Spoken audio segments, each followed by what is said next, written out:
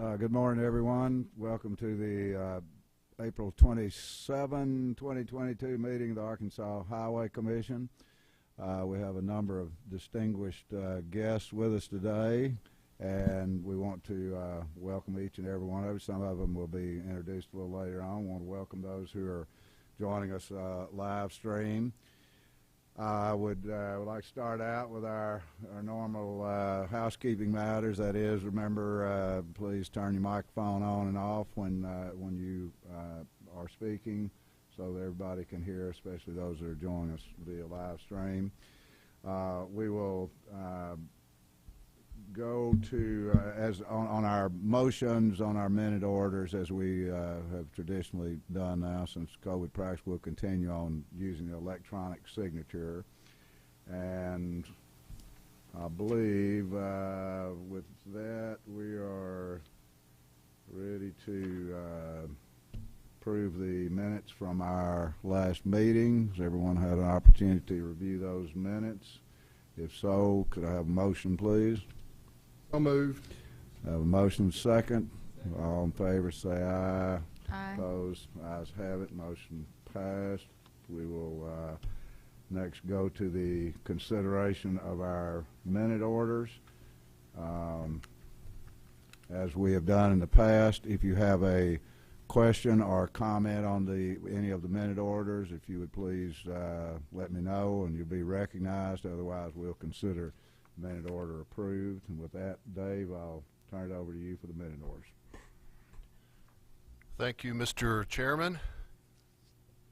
Beginning, of course, with minute order 1. Has to do with the Purchasing Committee awards. This minute order simply ratifies the actions of the Purchasing Committee. Minute order 2, authorization to participate in the TRB, the Transportation Research Board's core program for fiscal year 2023. The TRB does research, enhances innovation, creates content which is highly valuable to RDOT. Minute order 3. This minute order authorizes the department to issue a request for proposals to retain a consultant to enhance communication through the department's website with regards to construction projects and such. I had a question about that one. Is that going to be in conjunction with iDrive, or how will that be best given out to the public? I mean, I want to make sure that the two tracks are, that they're not two separate tracks, that they're integrated, that people can get information in real time. That's exactly what this will be, is answering those questions. Okay. This was a recommendation that our information out there on our website and iDrive and 30 Crossing website, all that is kind of disjointed. Mm-hmm. And how can we bring it all together for a more user-friendly experience? Okay. So that's what so we're... there's like better coordination. Yes. Okay. Good. Yes. Thank you. Mm-hmm. Minute order 4, we're actually moving this down to a later moment in this meeting where we'll have a larger presentation and discussion, so more on minute 4 in just a second. Minute order 5, happening in District 6, Pulaski County. This adds a portion of the road near the Department of Corrections, Wrightsville, to the institutional drive system as part of a right-of-way. Minute order 6, found on page 50. This minute order calls for the development of plans to modify 2 properties obtained by the department in 2019 for appropriate purposes.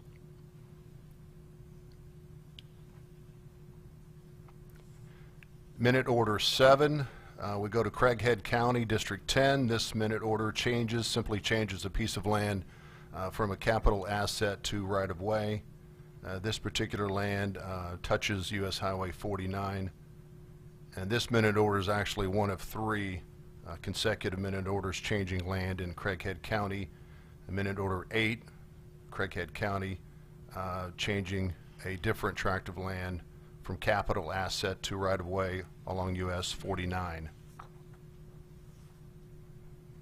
And continuing on, minute order 9, doing much the same. Changing a piece of land there from capital asset to right-of-way. Minute Order 10, found on page 66, listed under statewide improvement projects. Authorization to proceed with improvements at 7 railroad crossings. Total spending on that at $2.3 million.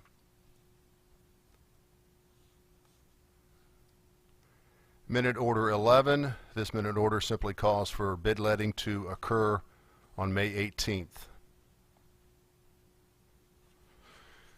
We have a late addition to minute orders, not in your book, but at the request of the Arkansas State Parks, Recreation and Travel Commission. This minute order authorizes the director to update the Highway 278 bypass feasibility study.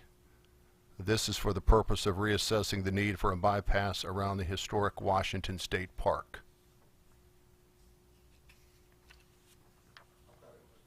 I've got a question on that. Now, you know, I think we just spent about $12 million improving that 278. Is that what it is?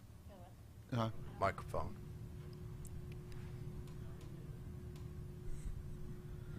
There you go. Thank you. Sorry.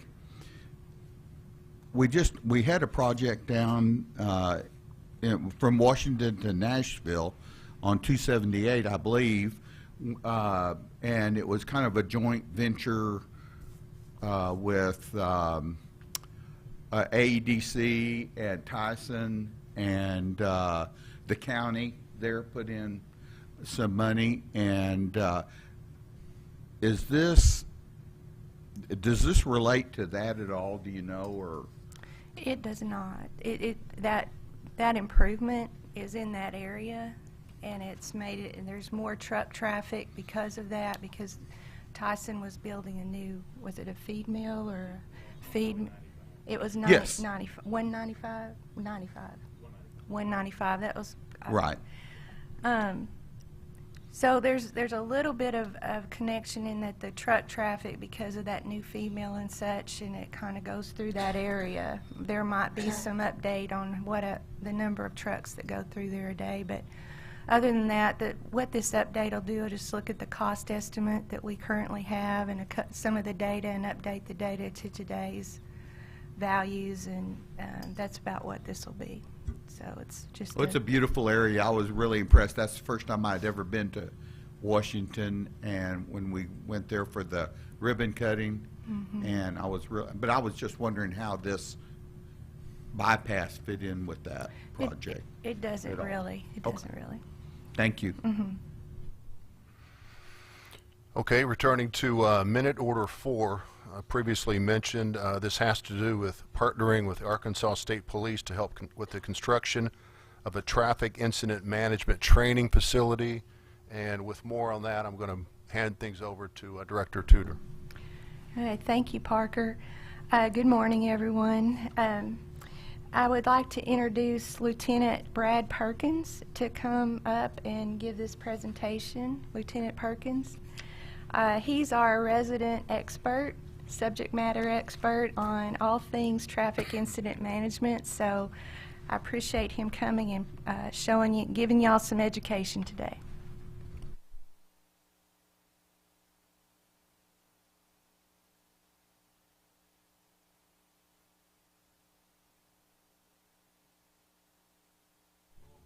Oh, there it is. Okay. I'm Lieutenant Brad Perkins. I'm the Assistant District Commander for the Highway Police District 1 in the Little Rock area. And I'm also been the co-coordinator with Joe Heflin with the Federal Highway Administration with the Traffic Incident Management Program since its inception back in 2013. And today I appreciate the opportunity to speak to the Director and to the Commission for some exciting advancement training possibilities that we're trying to get approved.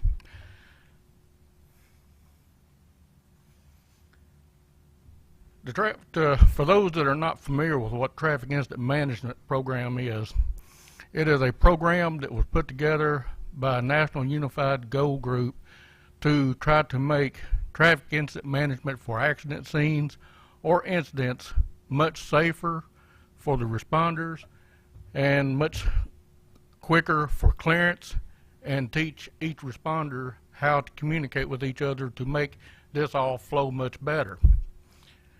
This being said, we have a facility out at Camp Robinson that is governed with the state police that has a track that we're hoping to work together with to improve our training by putting a training facility at this location.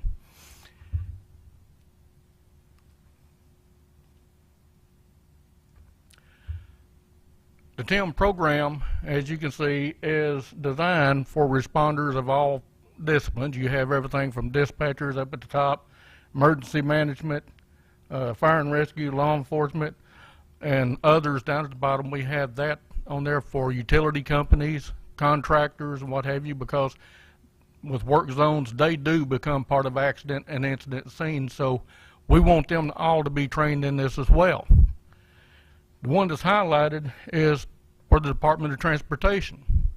Most people don't consider the Department of Transportation as a first responder. However, we are. We are fully engaged in this because the roadway is our responsibility to keep it open as much as we possibly can, whether accidents, work zones, or natural disasters, or whatever. So this is an opportunity for us to get a facility to help us advance our training in this. If you notice in the depiction on the right over here, that was an opportunity where traffic incident management training program paid off in high dividends. This was an accident that occurred out here in front of the main building a couple of years ago where a truck loaded with DiGiorno frozen pizzas overturned and struck one of the columns of the overpass, and it spilt frozen pizzas on both sides of the interstate, completely shutting down both sides. RDOT, being a champion leader of the TIM program, they took a lead in this. They jumped out, and we worked along with the fire department, the wrecker services. We brought equipment out, and we cleared the roadway by using the TIM program. What would have taken 6 or more hours, we had this roadway completely opened back up in less than 2 hours. Consequently, we found something that was slicker than boiled okra. Frozen pizza on hot pavement is slick. By partnering up with the Arkansas State Police, we have some low-profile units that we're using in the work zones, and by using that to try to issue proper documentation for our violators to reduce our accidents and also our responder safety, our RDOT people, contractors. This facility would be a perfect location for all of us to work together to work out better plans and safer ways of working in and around work zones and responding, not to mention all the other entities that we can bring into this as well. Safe Quick Clearance. In the Traffic Incident Management Program, the Safe Quick Clearance is the first order of that. It's generally to say that the least amount of time that an accident is in action, the roadway is still blocked, is more opportunity for a secondary accident to occur, which we often know that the secondary accidents are generally more serious and more collateral damage than the original accident to begin with. So the least amount of time we're out there with that, the least amount of time we have for that to occur. The other side of that is the least amount of time that we are on the scene, the least amount of time a responder has to be exposed to the traffic. So we're wanting to learn how to narrow this gap down to the amount of time we're spent. But one part of it that everybody normally doesn't think of, and the RDOT engineers, they think of this probably more than others, is the roadway user cost. How much does an economic impact on the community, on RDOT, on the responders, and the state altogether? I got with the planning division to help me generate some cost on this. They use the same factors as they use for a planned work zone, because really an accident scene is nothing other than a work zone that wasn't planned. The average roadway user cost, and I use these two locations because this happens to be a common area for these accidents to occur, but in the for a 2-hour accident that shuts down the interstate for 2 hours and may cause us to delay the detour the traffic. That 2-hour duration has a roadway user cost of about $140,000 for an accident on I-40 between Carlisle and Lone Oak during peak travel hours of the day. During the peak travel hours of the day, an accident that has occurred on between I-30, between Malvern and Benton, was about $230,000. This is a large impact. When you start multiplying this times how many times this occurs, this is a lot of money. By the responders learning how to clear up accident scenes safer and quicker, the lower we can bring this number down for the impact.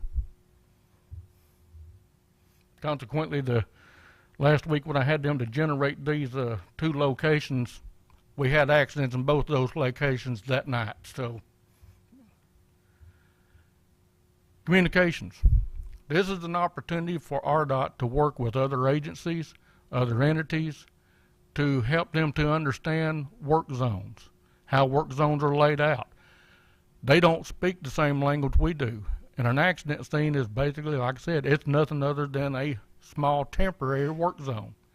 In the TIM program, we try to teach them to set accidents up as a work zone environment to keep it safe for the responders and also give direction travel for the motoring public to channel around to keep it safe and quick clearance. This way, by us working together, we can, whenever we're setting up an accident scene as a work zone, if we're saying we need to set up a taper at a transition back at a certain location, those of us with the Highway Police and RDOT, we know what we're talking about, but the other agencies have not a clue. So this is an opportunity to bring everybody to a location to help them learn how work zones work, and it would help not just for accidents, but for our permanent work zones as well. This facility, the way it's laid out, is laid out with multiple roads, multiple different types of roads, turns, intersections, and what have you. This will be a location where other training can be utilized as well. Those of us in law enforcement, whenever we're training to do traffic stops or what have you, a lot of times we're doing this training in a parking lot, where the optimal training is, yes, something that's more realistic. This location has that provided. So we can do much more realistic training in this location, and we can do it with multiple agencies and do this all in a controlled environment. It's also a location that maybe we can bring, that RDOT can come out and set up to learn and practice setting up work zones, lane closures and what have you, and work with other agencies for them to understand that as well. This is a video of the track from the observation tower, and we'll see the observation tower here in just a minute as it currently stands. But this is a video that was, I think it was provided by Colonel Knuckles back here. And thank you for that video, sir.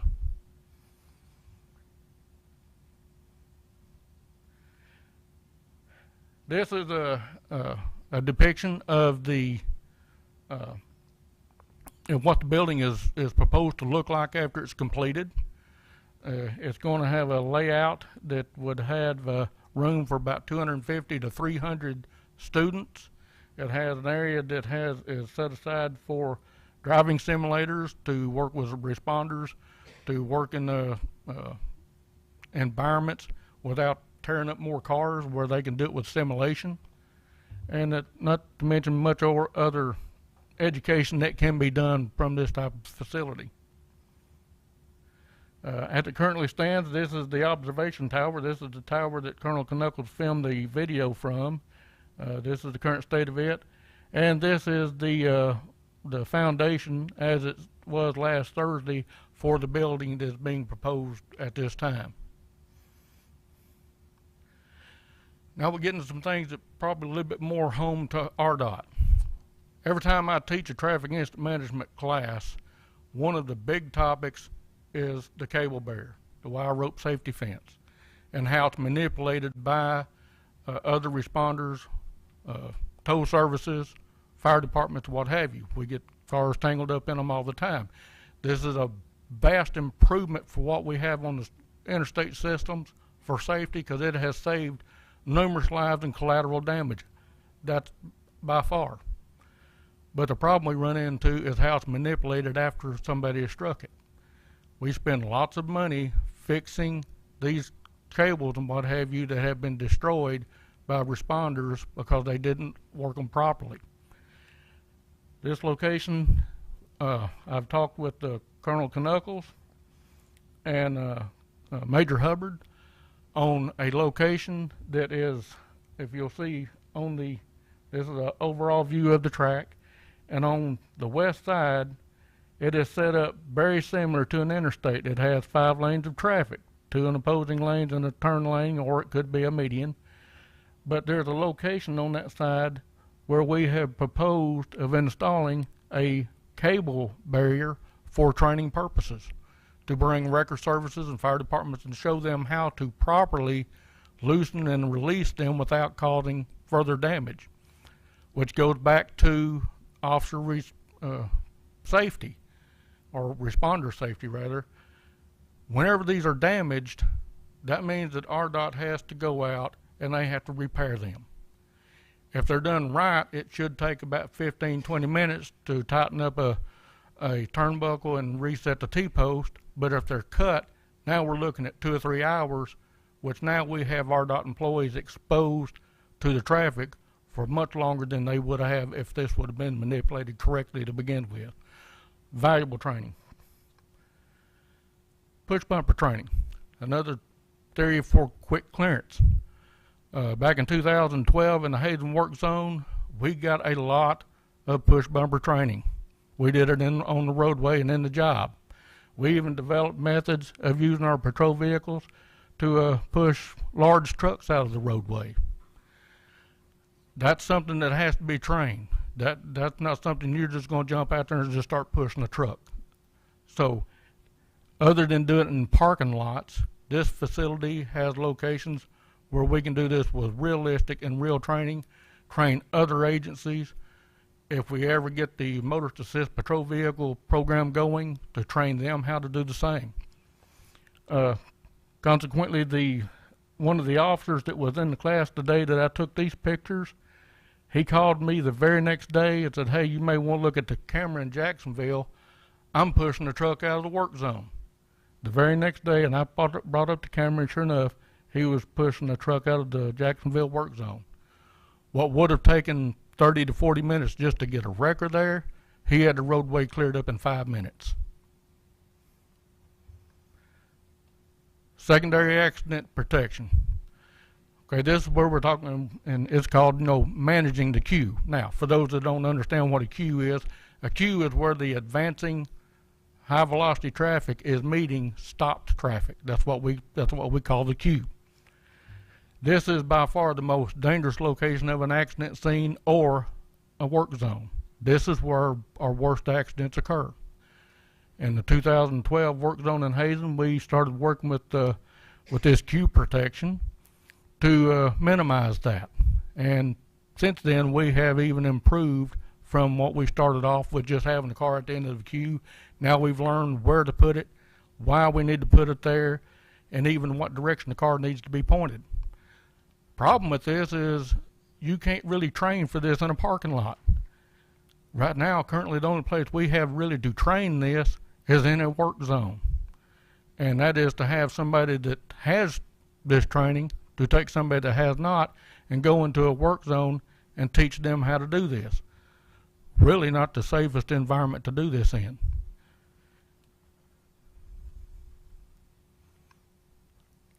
This facility, again, it had a location that is set up similar to an interstate. This would be a safe location, not just for RDOT or highway police to train queue protection, but it's an opportunity for us to train other entities as well how to do this. It gives us a safe location where we can show the difference between facing with the traffic and facing the oncoming traffic and what difference that makes. And it helps us do this in a safe, controlled environment. The program came to us in 2013, we got together and finally had enough information together, and we had our first Train the Trainer class in March of 2014. With that, we had enough trainers then to go out and train some responders, and it took us a couple of years to really get going with it. So by 2018, we had close to 1,600 responders trained to do this, to use the TIM program. That gave us enough responders then to possibly be able to start a performance measure to see, are we improving and is this really working? In 2018, the beginning of 2018, our average lane closure duration was 101 minutes. With COVID kind of threw a little link in it, and it stopped us from training so many trainers. But from 2018 to present, now we have close to 3,500 trainers trained in this. Our numbers have gone from 101 minute duration, with just 3,500 people involved in this training. Now our average duration of lane closure, because of the TIM program, is down to 42 minutes. With an advanced training facility such as what we have proposed here, we can only hope that that number could even go down much more, which would mean saving more lives, making a big impact on the economic factor, and just making the state of Arkansas much greater. And I'm open to questions, or I can turn this over to Ms. Tudor, and we can, y'all can talk about it.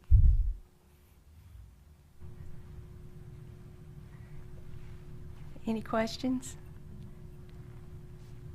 I just have one question. You know, I saw in the paper the other day that deaths in Arkansas on roadways has increased 29%, and I think it was from 20 to 20 through 21.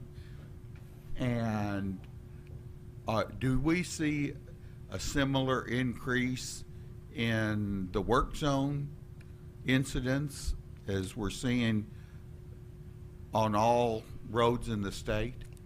Yes, sir.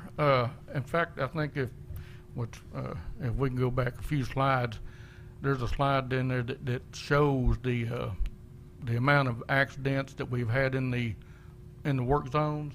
I think it's kind of up toward the beginning, but I've sat in on several committees, and that's one of the things that we have been trying to work out. What is the cause of this? Is it because there's more traffic kind of starting to get turned loose because of more people getting out from COVID? Or could it be because we have more work zones that are currently going on in the state than we had previously? Is it a combination of we don't have enough law enforcement officers on the roadway to enforce the traffic? Or is it a combination of all the above? And that's something that, like I say, I'm sitting in on at least 3 committees that is a major topic that we're trying to get to the bottom of, sir. Yes, sir. Just appreciation for everything you've done here. This is excellent work and so important.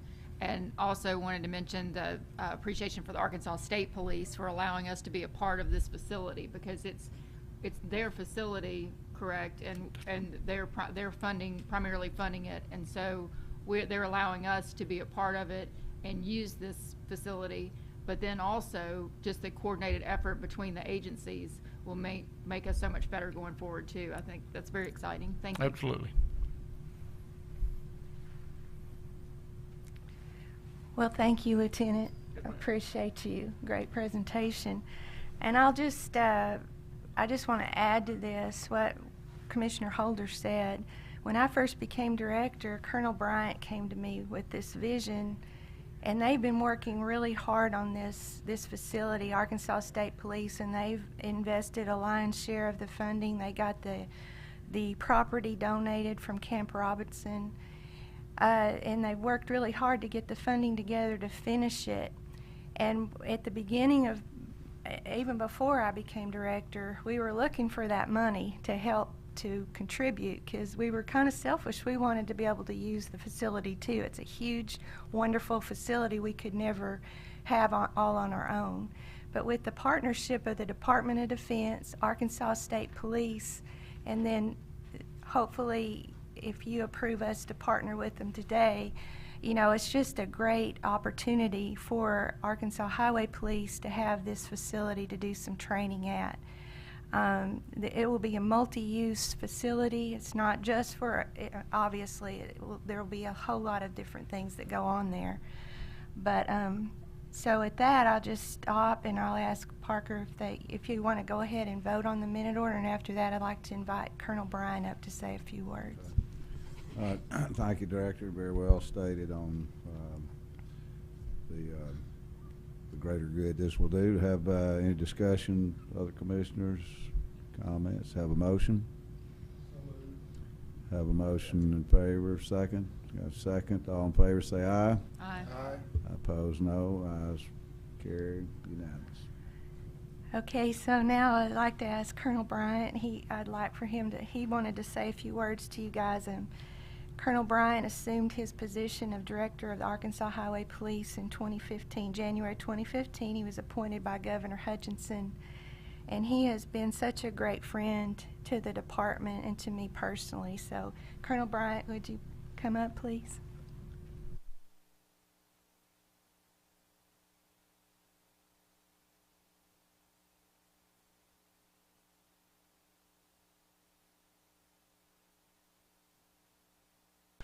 You said highway police. I'll be glad to take y'all on, but state police is pretty busy enough for me already. So, but just kind of want to talk to you a little bit. I became the director in 2015 when I was appointed by Governor Hutchinson, and we're very fortunate at the Arkansas State Police to have what's called the Arkansas State Police Foundation. That consists of citizens all over the state who support law enforcement and support the men and women of the Arkansas State Police. So when I first became director in 2015. They had a dream. The dream was to build a driving track because we were like only one of 3 states who did not have a driving track. So working with the State Police Foundation, we got with Governor Hutchinson and the legislators, and under the leadership of Governor Hutchinson, we were able to secure some funding. We kind of did it in phases. Phase 1 was the building of the driving track. Just so you know, when the average law enforcement officer goes to the academy, the only driver training they get is when they go to the academy. It's called Emergency Vehicle Operations Course. And after that, the rest of the career, they get no more training. So when we had this dream to build this, we wanted it open to all law enforcement because this will save lives. Because if you think about it, the average law enforcement officer, his office is his car. He drives more than any. I think last year, and Lieutenant Colonel Knuckles is over there, you can back me, I think we drove close to 15 million miles, the state police did. So that's how much time we spent on the highway. But, you know, again, you know, we're a small state. We work great together. So we got with the National Guard in 2015, and we were able to lease over 250 acres for our driving track. And you saw the photos here. It's the design of it's kind of like we have the straightaway that we do our precision and mobilization technique training, but we also, it's similar to a freeway. And the rest of the driving track, it meets both urban and rural Arkansas. So, you know, it's kind of a multifaceted track so where we can train and get our law enforcement officers up to speed. So once we got the driving track built, we need an auto shop and safety tower because we didn't want to open to the public till we got the tower up to where you can have a complete vision of that track and see the whole track for safety reasons. And during this process, you know, we work closely with the Arkansas Highway Police and RDOT. And, you know, with highway safety, we're kind of intertwined. So, you know, we came to them and said, hey, traffic incident management system, that saves lives also. So, hey, let's work together as a team and put this together and try to get them on par to get our TIMS training, because TIMS training is so important. You know, it'll save the lives of officers and the motoring public. So right now, the auto shop, you can see, projected date for that is conclusion is in September. We also built a classroom, and we were able to, again, working with Governor Hutchinson and the legislature and the State Police Foundation, we were able to build the classroom, the shell. So the $1.5 million that y'all are throwing in will help finish the inside of the classroom. You know, just the last couple of years, we're very fortunate, and I worked closely with Scott Bennett, but Lori took over also. That continued, and you know, we've done great projects together. If you remember, a few months ago, we came here about STAR, ASP, or 277. Just a great teamwork effort for us to work together, improve, and help the Arkansans or visitors to our state to be able to contact law enforcement. And also phone down, slow down campaign. Again, you know, we're in it for public safety. That's our job, and public safety is the most important thing that we do. And two, you know, very fortunate, Chief Jeff Holmes, anytime I call him, the answer is yes if I need help, and when he calls me, the answer is yes. We've got a great working relationship, and so we're very pleased with that. I'm not going to tell you anymore because you already approved it. I'm just wasting my time. So if y'all were smart, you'd have waited a little bit, but I'm glad we're not having road pizza for lunch too, so that's a benefit. But again, you know, on behalf of the men and women of the state police and the men and women of the highway police and the RDOT, this is a great venture to improve public safety on our highways. And I want to thank the commissioners here. Y'all have always been very supportive of law enforcement and highway safety. And with that, I'll be glad to take any questions. Colonel, we sure appreciate you being here. It's a great program. Glad we're able to partner up with you. It's my honor, sir. Thank you. Yes, sir. Thank you.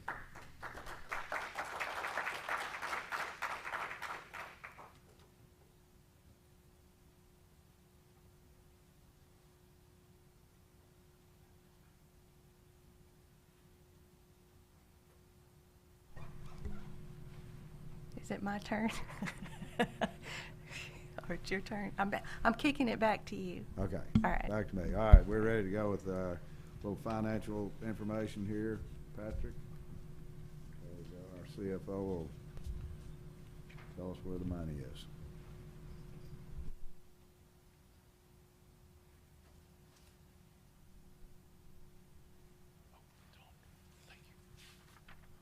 They left it on for me. Good morning. I'm here to do the financial update for March. Total state highway revenues, which includes our motor fuel, our registration fees, permits, and penalties, is up 5.4% or $16.7 million. Our natural gas severance tax still remains above last year's. Therefore, we have a total revenue of $38.9 million above last year, or about 12.4%. If you look at the budgeted numbers, total state revenues up 10.3% or 32.8.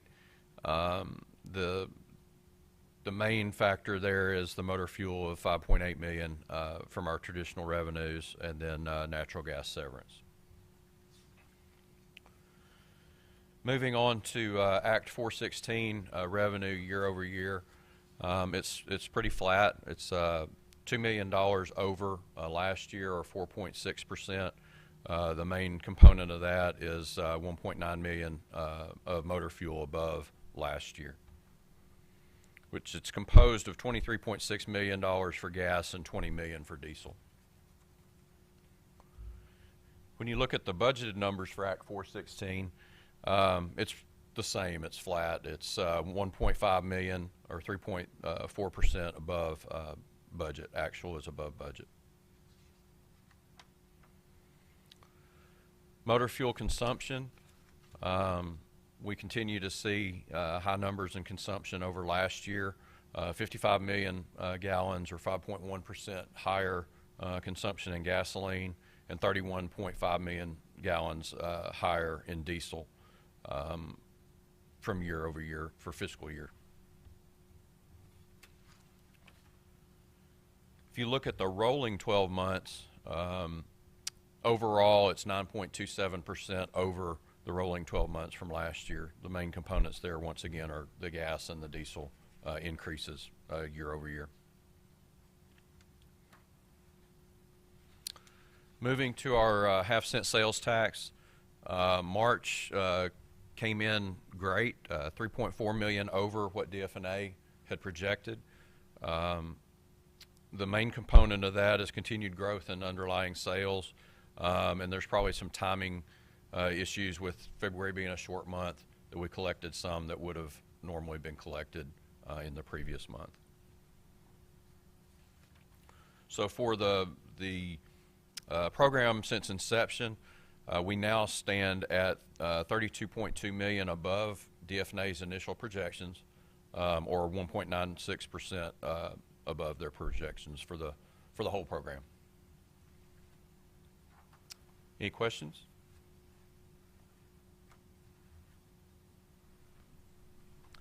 Patrick, just for interest purposes, are we seeing much of a growth in the purchase and use of electric vehicles in Arkansas over the past, say, year? I mean, If you look at the registration numbers of them, it's not showing it. really? I hadn't really gotten into the specifics, but when you look at the dollar amount of revenue for the registration fees versus Yeah. last year. Yeah. If- 1.9 versus 1.8. Well, Right. Yeah. Yeah, there's not much. There's 1.9 versus 1.4, so there is some growth. And which would be electric versus electric hybrids. I'm not sure. yeah, okay. I thought that's what that was telling me, which was a little bit surprising. I thought we would have seen more growth in electric vehicle registrations over the last year. Thank you. Thank you. Anything else? Thank you all. Thank you very much, Patrick. Director, turn it back over to you. Okay, thank you, Patrick. Now I've asked Kevin Thornton to come up and give you an update on federal highway and transit issues. Thank you, Director. Mr. Chairman, Commissioners, now that the Infrastructure Investment and Jobs Act, or the IIJA, has been signed into law, and Congress and the President have reached an agreement that will provide full funding for federal fiscal year 2022, we can now turn our attention to implementing the benefits of the IIJA and to preparing for federal fiscal year 2023. We are doing this by responding to requests from Congress for recommendations for projects that will receive additional funding, which are called or are referred to as community-funded projects. We are also receiving additional information regarding the numerous grant programs included in the IIJA, and I'd like to give you an update on both of these. Part of the effort for the federal fiscal year 2023 appropriation or spending bill includes Congress to identify the additional funding for projects they want to include. This slide identifies the projects that we have recommended to Congress for inclusion in next year's appropriation or spending bill. We expect that any of this funding received would be in addition to the funding that is provided in the IIJA. By the way, the amounts noted here are maximum amounts that can be used for the projects. The actual amount requested will be left up to the wisdom of the congressman or the senator making the request, and the amount actually included in the appropriations or spending bill will be left up to Congress. These projects include on Highway 67 or future I-57 from Walnut Ridge to the Missouri state line up to $100 million.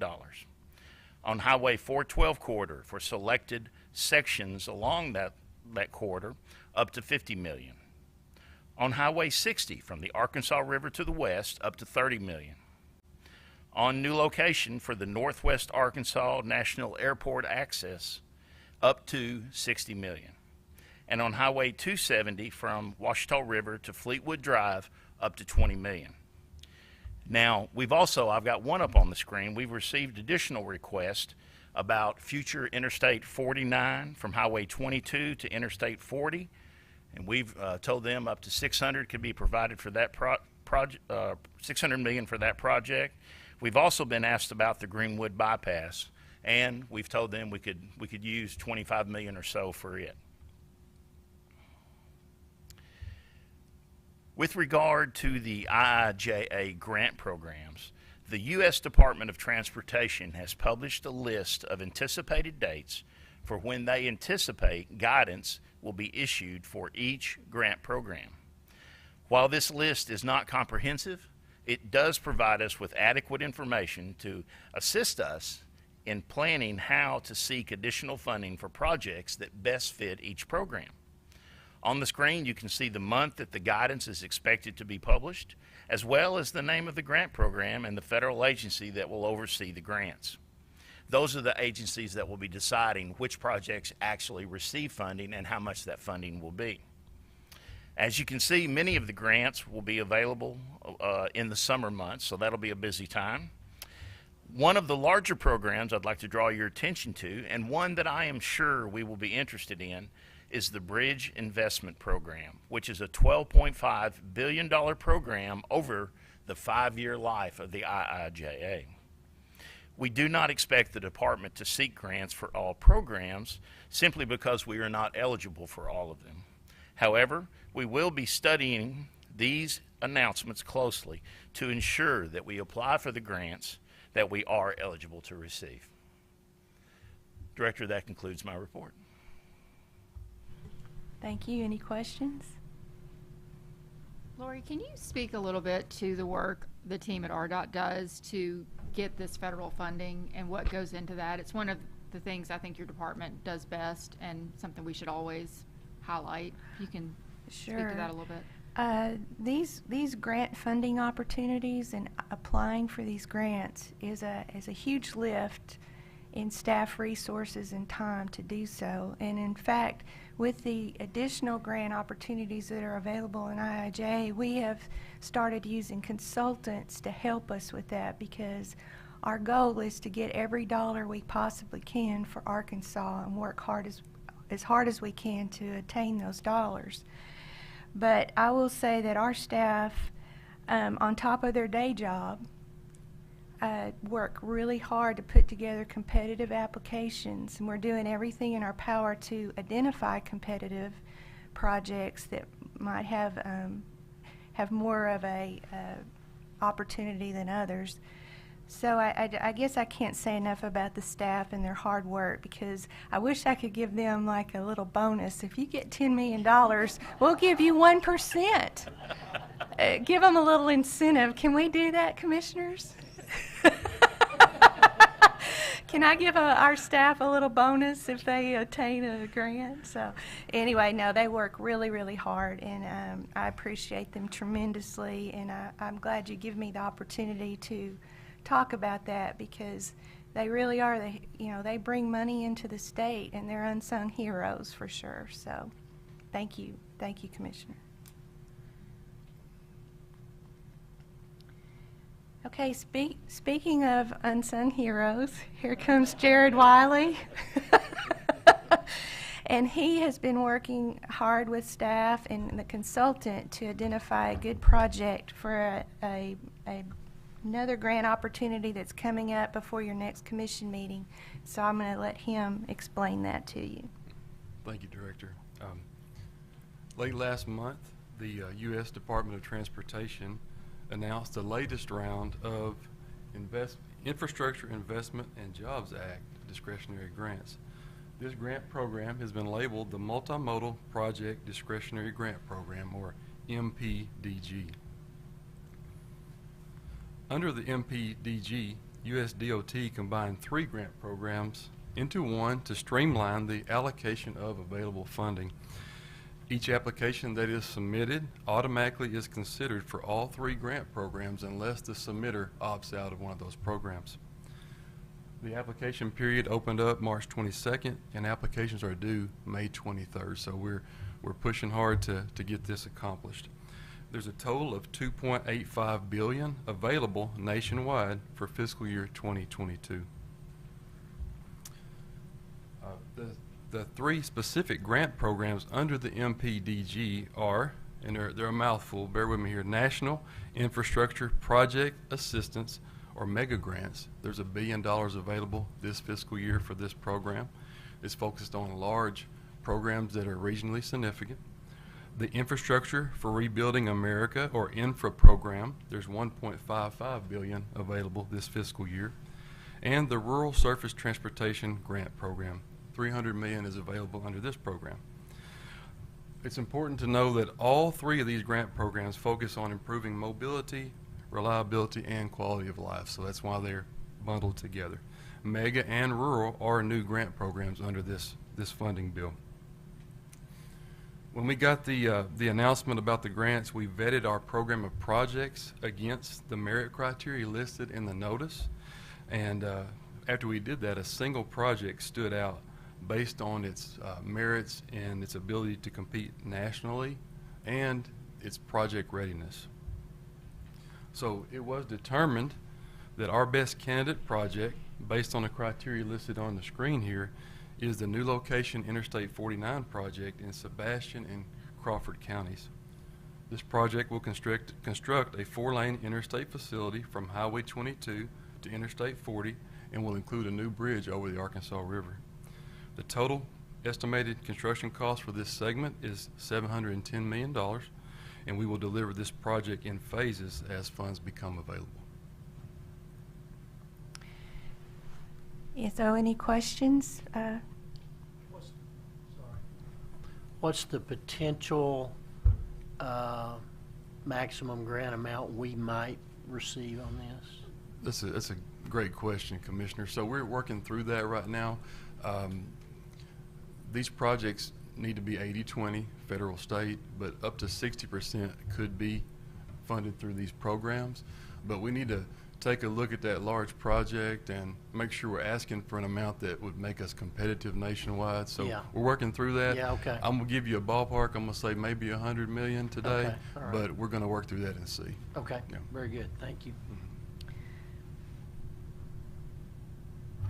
Okay, Chairman Moore, I'd like to get a motion that you approve, that the commission approves us submitting this application.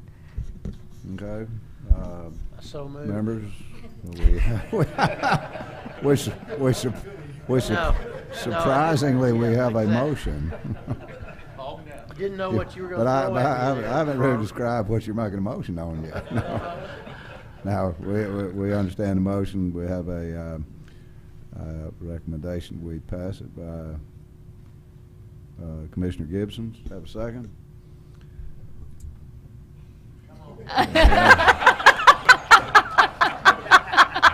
Okay. You saw that coming, right? I'll second.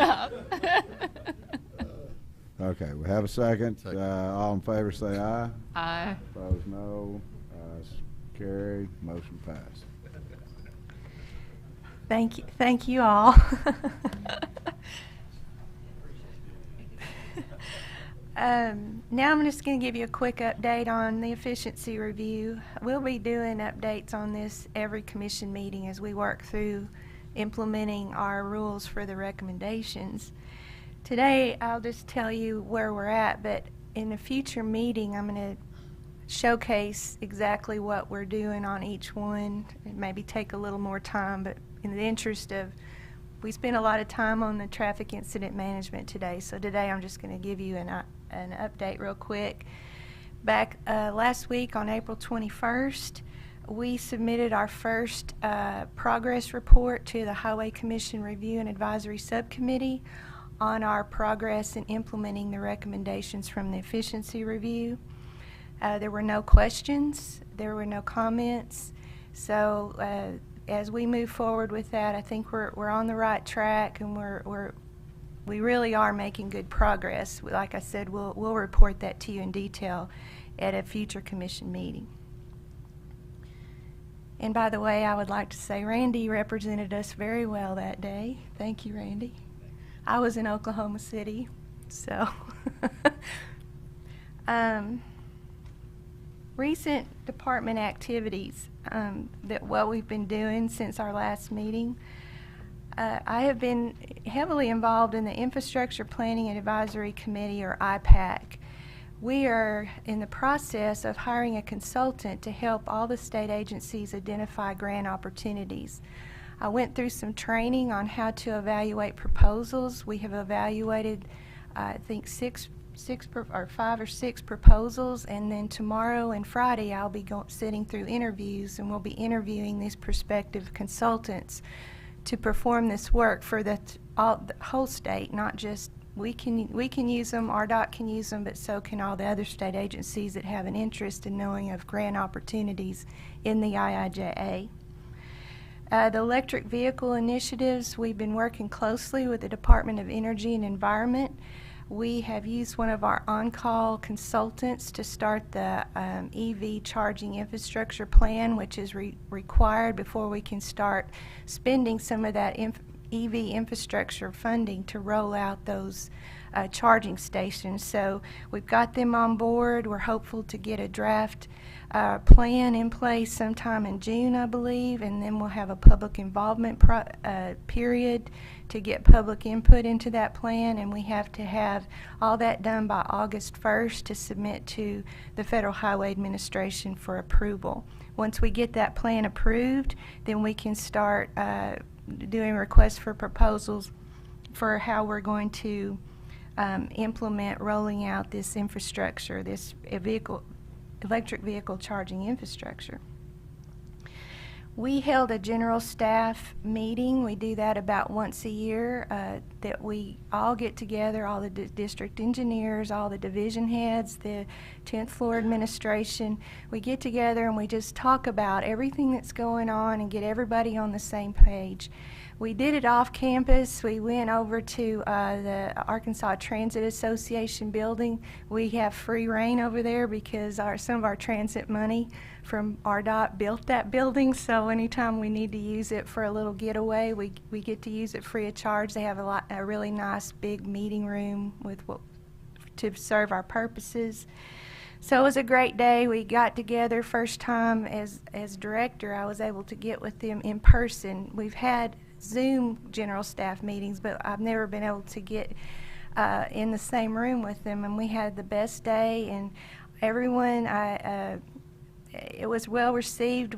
I wasn't the only one talking. We had reports from all of the administration, and we had a lot of good laughs, so it was a great day.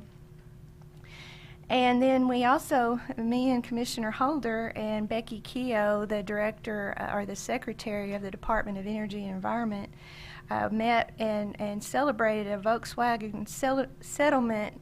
The outcome of that money that we were awarded was 7 vehicles that are low emission vehicles, and they're very impressive. So we were able to replace 7 of our fleet with these big dump truck multi-use vehicles.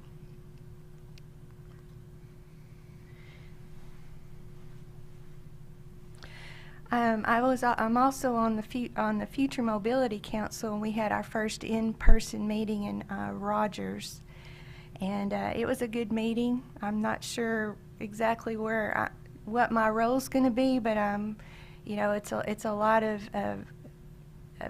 very high-level things that my old brain has trouble. But I'm working hard to understand it, you know, all this, you know, third dimension and being in the air and everything that's going to be going on in the future as far as how we're going to see the future of mobility given the technology, electric vehicles as well as drones, all of those things. So I'm working really hard to be involved in that and provide as much help and guidance and just support as I can from the RDOT side of things. We attended an Arkansas Asphalt Pavement Association meeting. It was their annual conference, and they asked me to present that morning. I had the 8 o'clock slot, and so I gave them a nice presentation. I told them all about the commission and how you are structured and the history behind the commission. It was very well received. And after the meeting, they presented me with an award commemorating our partnership efforts with the contracting community.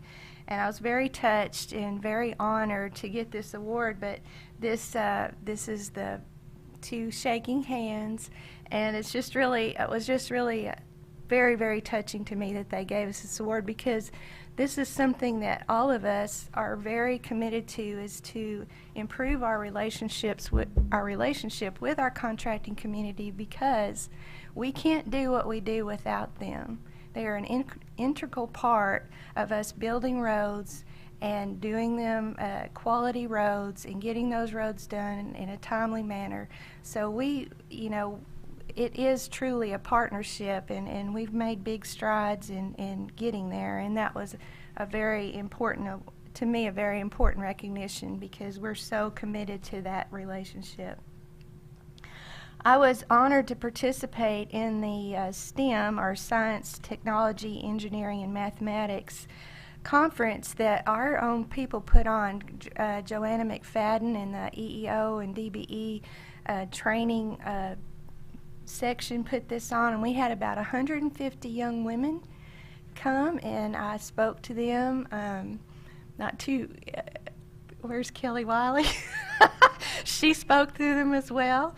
And we had a lot of our engineers were involved, our female engineers, and we just tried to uplift these young women and say, if you are interested in math and science and technology, give engineering a shot. You might really like it. And so I think it went over really well. And this was a low turnout because it actually was Good Friday, so some schools were out, but we did have 150 in attendance, and I think it went really well. I think we'll be doing it every year.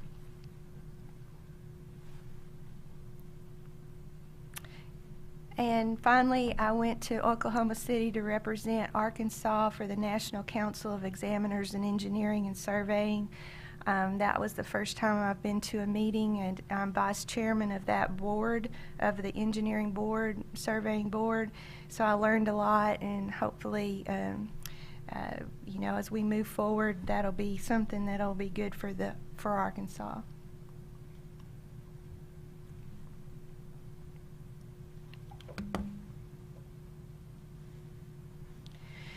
The Commission approved a minute order in July of 2021 authorizing the Department to request proposals for selecting consultant firms and enter into contracts and agreements for safety studies and engineering services for 2022 through 2024.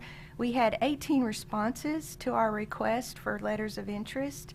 We shortlisted 7 firms, and of those 7 firms, we are asking for approval to go into negotiations with those firms listed on the screen: Burns McDonald, Garver, Half and Associates, and Olson. So if I could have a motion to move forward in that process.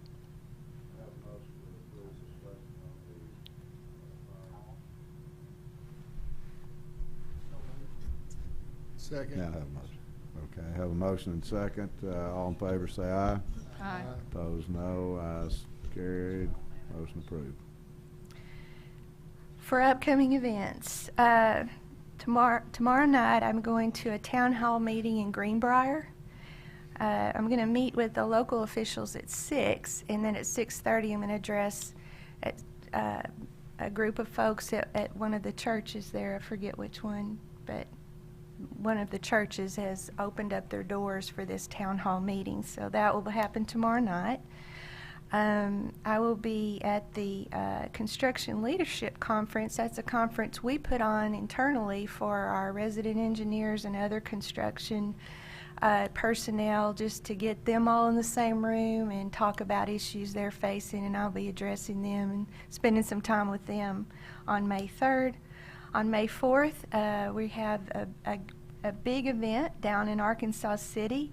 The Arkansas Game and Fish Commission, there's a boat ramp down there they're going to dedicate to Governor Mike Beebe. I'd like for the chairman to expound on that event just a little, if he'd like to. Thank you, Director. First of all, I want to express appreciation to you and the commission staff for our role in making this event happen, because it was a multi-agency role working with Game and Fish, and also Parks and Tourism indirectly involved, because you can't get to the boat ramp unless you get on Delta Heritage Trail State Park. And we're going to be honored to have Governor Hutchinson as our featured speaker and at the event, and also former Governor Beebe will be there. So it'll be a really good opportunity to celebrate over multiple administrations and multiple agencies coming together and doing the work of the people. So we're really excited about that. And I want to issue a special invitation to those of you who don't know where Arkansas City is, where your chairman comes from. Well, this is your opportunity to come down and find out. And And to those of you who may have ever said, well, I know nobody in this room, but occasionally people, I'll say I'm from Arkansas City, and they'll say, oh yeah, I've been through there. It's like, no, you know, no, you ain't been through there. You got to come there and turn around and go back. So anyway, it's a wonderful opportunity to come down and showcase a historic old town named obviously after the state, and join two governors and all of there'll be I think a couple of the commissioners going Commissioner Gibson Taldo are going to be able to join us, and a lot of staff. So I certainly invite you to come down and celebrate a great day. Thank you. Thank you, Chairman. May 9th through the 13th is the Ashtale Conference, Spring Conference in Randy. Deputy Director, Chief Operating Officer Randy Ort will be representing us there. In my place, I have a personal thing that I need to do. I couldn't go this year. On May 17th, we are having our quarterly partnering meeting with Arkansas Asphalt Pavement Association here. The bid letting is on May 18th. And then on May 24th, I'll be addressing the Transportation Research Committee conference here in Hot Springs. Mr. Chairman, are we to the point for the ribbon cuttings? Is it still tentative on May 20th in Jonesboro and in Greene County? It is penciled in heavily. Okay. I'll describe it that way. Yes, it's Okay, 99%. I just wanted to point out, got to celebrate our ribbon cuttings, and we're going to try to do two up in Craighead and Greene County on May 20th. What exactly is that? It's the Highway 18 Railroad overpass. Oh, the ribbon cutting. Well, I've never had one. Yeah, I know. You're going to get groundbreakings. But we've got one on that and one on a section of Highway 412 that's being opened up between Paragould and Walnut Ridge. So real excited about those two. The 20th? The 20th. I think at 10 a.m. is the first one. Yes, sir. First one is, again, penciled in there for 10 a.m., and then the second event's at noon that day. We're firming everything up now. Right, so if you're available, we'd love to have you up in Northeast Arkansas. I apologize that wasn't on our list. I It's just- very important. Well, We just- just in the last day? Okay. All right. Well, I think we have something to celebrate. One of the 3 lawsuits that we're involved in 30 Crossing, we got a favorable ruling from the judge. How long ago was that? 3 weeks ago? And anyway, so I got this Excellence in Teamwork Award that was awarded to the litigation team that defended that National Environmental Protection Act documentation that we did for 30 Crossing. So today I'd like to recognize RDOT's team members on there. Rita Looney, our Chief Legal Counsel. Mark Umeda couldn't be here with us today, but he assisted Rita in the defense. And Kelly Wiley. Kelly Wiley, you know, she was our CAP administrator, the Connecting Arkansas Program administrator, and then on top of that, she is very heavily involved in 30 Crossing, and she has kept that. And everyone knows Kelly. She does an excellent job, but all those 3 together, along with the team from Federal Highway, it really is a great day when it was a great day when we got the ruling that we did do adequate documentation for the environmental on that project. So I'd like to recognize them and have a moment for a photo op. Is Vivian here today? Did Vivian come? Oh, okay. Well, anyway, Rita and Kelly, would you come up?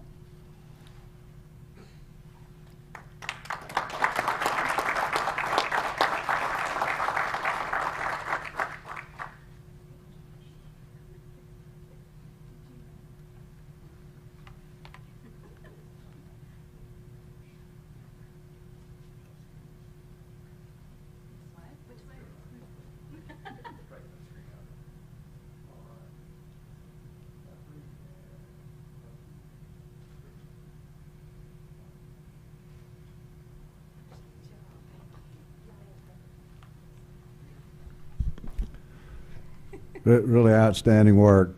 Thank you all so much. We really appreciate it. And last but not least, we got a Arkansas Engineering Excellence Award presented to RDOT on behalf of our consultant, Michael Baker International. Under the large category, this award is under the large category Structural Systems for the Hernando de Soto Bridge Emergency Repairs.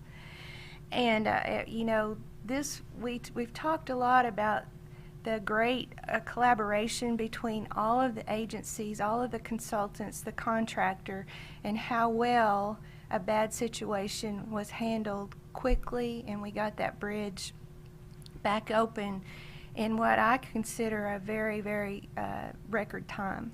And that had a lot to do with it's just that collaboration. But on RDOT's side of things, I would like to recognize Rex Vines, Steve Frisbee, Mike Fugit, and Rick Ellis, because they are on Arkansas side coordinated so heavily with all the agencies and with this consultant firm. So this award I'd like to dedicate to them and their hard work, and I'd like to have a photo op with you guys.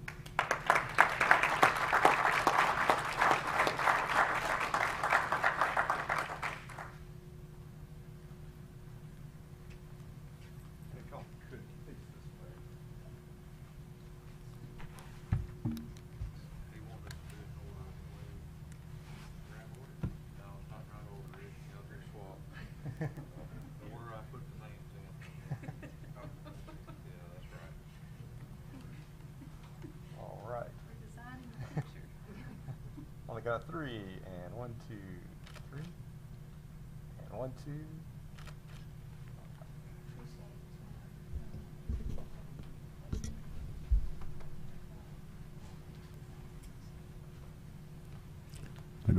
Again, our congratulations on the job, exceptionally well done. Thank you very much, and with that, it concludes my report. Anything further, commissioners? Being nothing further, it's a great day today. Thank you all for being here, and that will conclude our hearing, and we'll stand in adjournment.